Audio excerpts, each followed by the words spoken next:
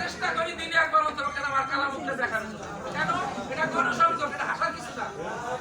আমি সকালবেলা যদি একটু মোনাকাত করে যাই আপনার সাথে বা সুপারভাইজার যারা আছে, যদি এই ফ্যাক্টরিটার দুর্ঘটনা ঘটে, আমার মেমোরিটা আপনার মেমোরিতে আমার চেহারা ভাসবে না? সে তো অবশ্যই আছে, তার একটা ফোন দাও যে এই দেখতে দেবে, তাহলে আপনার চিন্তাটা কি কমছে না? কমবে। আচ্ছা, এর জন্য আরেকটা হলো কি, আমাদের একজন এমবিবিএস ডাক্তার আছে না, কাদের জন্য? আমাদের জন্য, আমাদের সেবার জন্য। তার নাম কি? তার নামটা জানতে হবে। ডাক্তার জামি স্যার। ডাক্তার জামি স্যার, সংক্ষেপে বললাম ডাক্তার জামি স্যার। আর একজন আছে ওয়েলফেয়ার অফিসার ছিলেন, কল্যাণ কর্মকর্তা।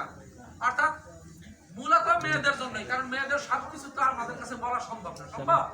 এর জন্য সব দিক বিবেচনা করে কর্তৃপক্ষ অর্থাৎ এই বায়ার রাই একটা মেয়ে ঠিক করছে। এটা তো ছেলেও পারতো না, আমারও দিতে পারতো, কিন্তু আমি না পুরুষেরটা সবকিছু শুনতে পারতাম, মেয়েদেরটা তো শোনা সম্ভব না।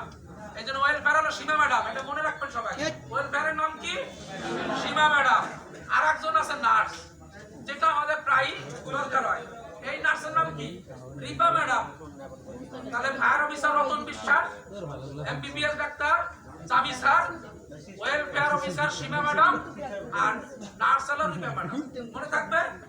এই পাঁচটা নামের, চারটা নামের যদি মনে করে অডিট ভাইয়ের জিজ্ঞাসা করলো, যদি আপনি বলতেই পারেন, তাহলে বুঝবেন না এদের সাথে এই ডাক্তার, এই নার্স, এই ওয়েলফেয়ার, এই ফায়ার অফিসার, এদের সাথে যোগাযোগটা ভালো আছে, মোটামুটি কথাবার্তা হয়। এটা বুঝবো না?